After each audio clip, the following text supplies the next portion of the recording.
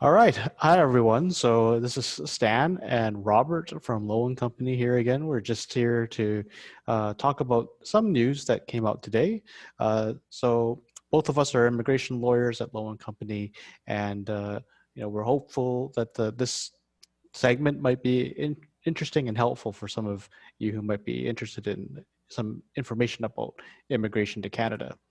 So and the main thing that we wanted to bring up today is that there was a round of invitations for the express entry system today. So, Robert, maybe you might want to just point out some quick details about this invitation.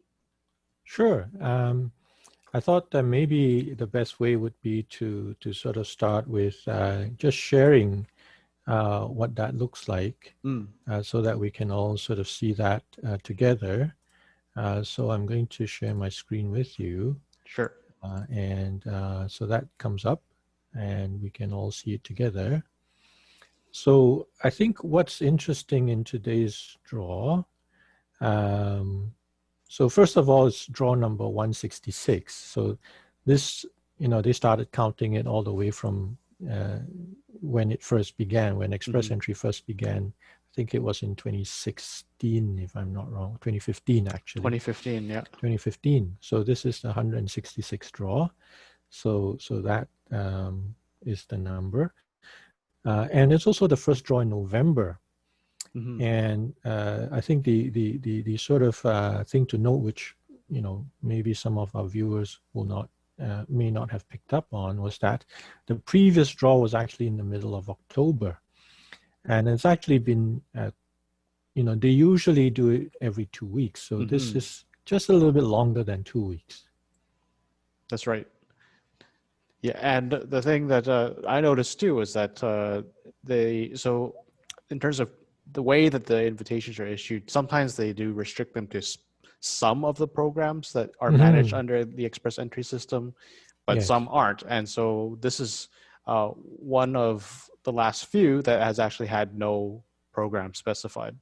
Exactly. So no program specified, and I've highlighted it here. Hmm. So, we know that in Express Entry, typically they're looking at three constituent programs, either the Federal Skilled Worker, the Canadian Experience Class, or the Federal Skilled Trades. Hmm. So when it's no program specified, it can be any one of those. And this has actually been the fifth in a row, no program specified draw, fifth in a row Mm. since the last CEC draw on August the 20th. That's right. Yeah, and that's significant because one of the things that I think we both noticed, especially early this year, was that when in the wake of COVID and the restrictions that and disruptions it has caused, one of the practice changes that we saw with Express Entry was they actually were limiting invites to specific programs, specifically the Canadian Experience class, and sometimes the provincial nominee class too. Yeah, I think when kind of the borders restrictions came in, Hmm. we started seeing a series of draws specific to Canadian Experience Class, meaning that they were specific to people who were already in Canada. Hmm. The interesting thing was that the cutoff point for the CEC draws were actually lower. Hmm. Yeah, I Mhm. actually took a quick look at that just before we started our conversation, and if I'm not mistaken, in June it went down to as low as a score of 431 as Yeah, a minimum for receiving an invitation. Yet, if you look at today's minimum score for an invitation, for example, is back up to 478, yeah, which is that's a very significant difference in points. yeah. And I think that perhaps leads us into if we were to look at this score distribution. So every time Hmm. there's a draw, there's a score distribution. So when we look at this score distribution in the pool as of November the 4th, um, what can we interpret from these statistics? We know that there's about 150,000 candidates in the pool, Hmm. but more interesting for us would be that um, in the bracket from 451 to 500, there are actually about 27,000 candidates Mm-hmm. above 450. Now, if immigration is drawing about 4,000 to 5,000 applicants per draw, Mm-hmm. and the interesting thing is that if we sort of draw a bright line above 471, Mm-hmm. and we see that above 471, there's actually a sort of, if we add up all the numbers, it's, you know, 5,000 to 6,000 candidates in the pool above 471. That's right. Yeah. Yeah. So, and if invitations are, as you said, inviting about 4,000 to 5,000 candidates per round, Mm-hmm. um, not including replenishment of the people in that kind of band of scores, between invitations, there's clearly a lot of inventory, so to speak, for the system to clear through before you really will likely see much of a drop in scores.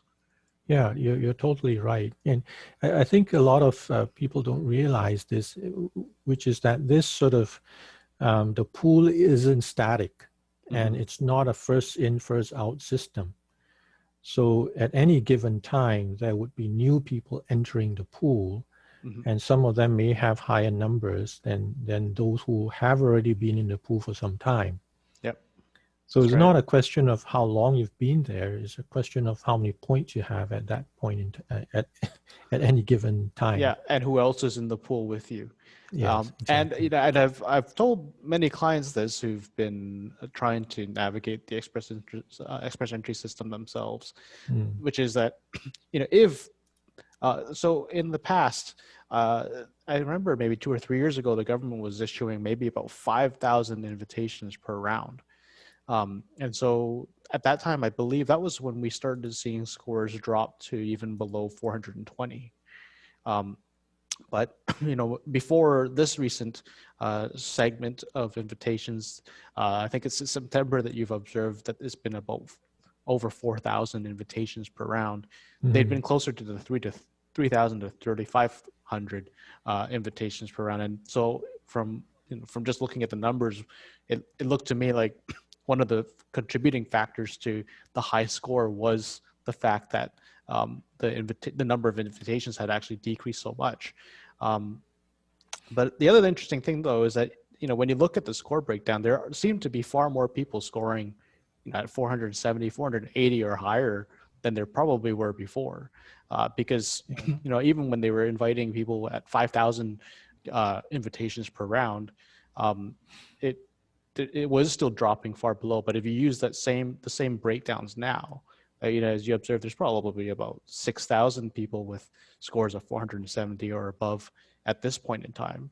So like Yeah. the scores still wouldn't probably drop appreciably below 470. And if we were looking at the same chart, like between 450 to 470, there's probably about 21,500 people who score in that range as well. So, Mhm. even if invitation numbers start increasing significantly to back to around 5,000 or even higher, um, which might be possible because of the recent levels planning that's Mhm. been announced. Even if you consider that, I don't really see scores likely dropping uh, below that 450 mark for a considerable amount of time if the trend of the scores that people are achieving stays the same. Yeah, I agree. And I think, I've sort of thought about this for some time as to why, the points didn't drop, Mm, even though they increased the intake. Um, and it might just be that the fact that, people have sort of figured out the way that the points are allocated, mm, yeah, and you know applicants have kind of found the sweet spot, and they know what's the kind of ideal profile for a candidate. that would fit that the sweet spot. And the last time there were changes to the points, actually I wouldn't say the last time, but previously there were changes to the points allocation in, I think, November of 2016. Recently they had some changes to that by increasing the points if you have French. Right, yeah.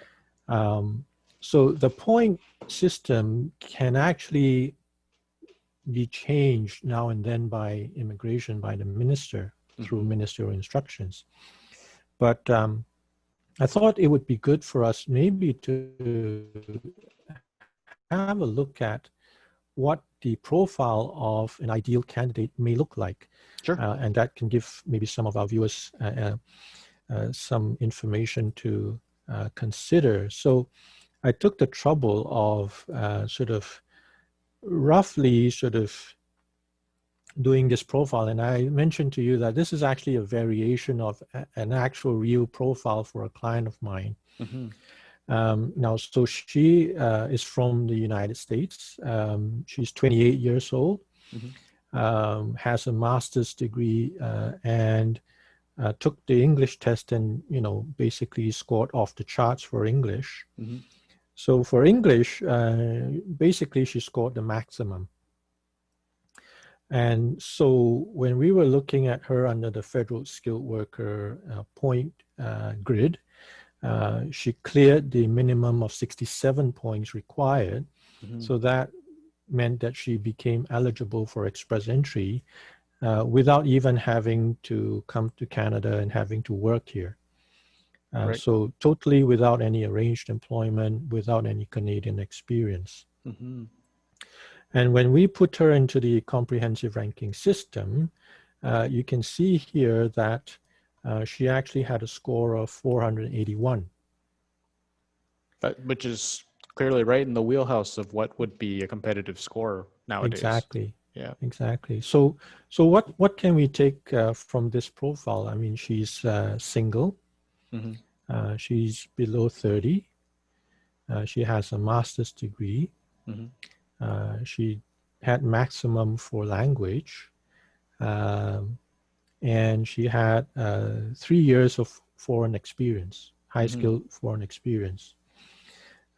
Doesn't have any French, doesn't have any Canadian experience. So, if there is a client with this sort of profile, it's kind of like a shoe-in. Right. This would be an ideal type of background that would actually have a competitive chance of navigating the system without needing a job offer or needing to otherwise find a means to come to Canada first. Yeah, something that I was thinking of as I saw this projection of scores for a potential or an ideal candidate was a lot of international students who may study in Canada, but ultimately after graduating for one reason or another may not find a job here, and they might return to their home country, right? And perhaps pursuing further education there, and then working.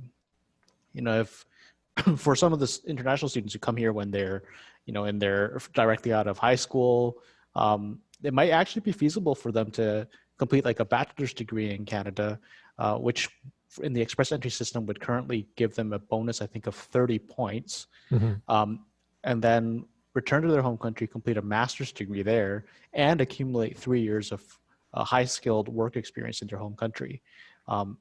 And if their home country's master's degree is equivalent to a Canadian master's degree as found by an education credential assessment, they could be scoring in this kind of range or even higher. That's right. But obviously language will be very important. That's right. Yes. So they have to do very well in either English or French.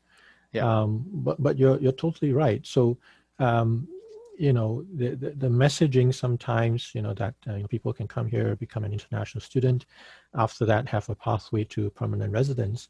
Again, one has to really sort of examine the person's profile to see whether the fact that they have certain additional points. Sometimes may not be a lot. I mean, as you mentioned, a bachelor's only gives you an additional 30 points. 1 year of Canadian experience will give you another 40 points. If you're sometimes, single. yeah, if you're single. Yeah. And sometimes those points may not make up for any shortfall that are already there.